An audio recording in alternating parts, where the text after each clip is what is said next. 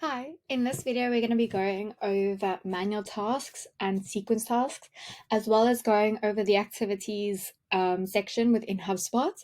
So we're just going to start with going through a sequence task. So I'm just going to click on the send email one, which you can start your task by clicking on the sequence name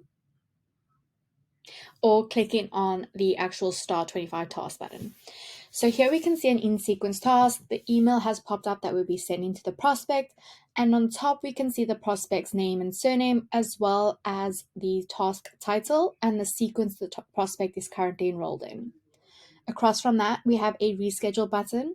I'm just going to minimize the email. You can do it from there, and you can move it around wherever you need it. So I'm just going to pop it back down there. So there is a reschedule button. So here I can change the current due date for the tasks, and I can set it for tomorrow, and then I can click save. And there I can see that the task has now been rescheduled. There is now a next button here, and it will move me to the next prospect. So here again, we also have a skip button.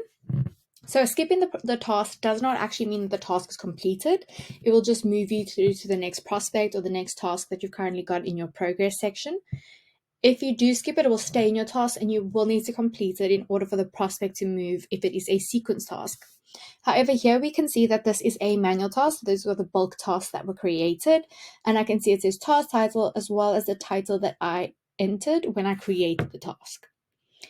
And that is just the difference in how the two tasks look when going through them. Just going to go through this bottom section. So I'm just going to click on overview first. So overview just gives you some key points about your interaction with the prospect, the company they're associated with, if there are any deals associated with the prospect, tickets, subscriptions, and you can keep going through it to see if there's any information here. You can see when an email was last sent to the prospect, and if I go to the activities, here we get a bit more detailed information. So under activity, we'll be able to see everything: when the prospect was imported, when their lifestyle cycle was changed, and we can see when an email was sent, even if it wasn't sent by you. You can see obviously this prospect bounced, and you can see that over here as well. Generally, you will have the option to unbounce a contact. So if you have actually called the prospect and the prospect has informed you that that is the correct email address, you can unbounce them. And here I can see the next task. So it's the research and enroll. This is the manual task that I created. However, if I were to go to a sequence task, so here I've got a sequence task. You'll see the activity is very similar. I'm just going to close this up.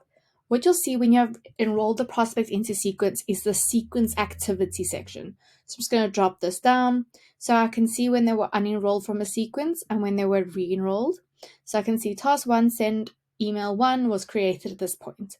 So until I complete this email and send this email, it will still stay here. If I want to go further down, if I've got any notes that I've specifically created, I will have all of them in the notes section. They'll also appear on the activity section, as well as all the emails that have been sent. So you can see here's that tester one. If I've made any calls to the prospect, they'll all be over here. If I've got any tasks that are currently manual tasks or in sequence tasks, they'll also appear over here.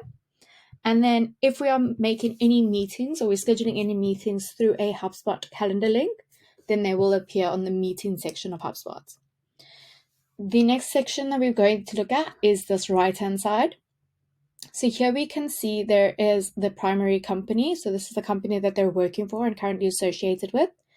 If there are any deals, such as we've scheduled a meeting and they've gone and met with the AE and something is happening, you'll be able to see all the deals associated with that prospect or with the company over here, as well as then you'll have any tickets or any other additional information that we saw on the overview section.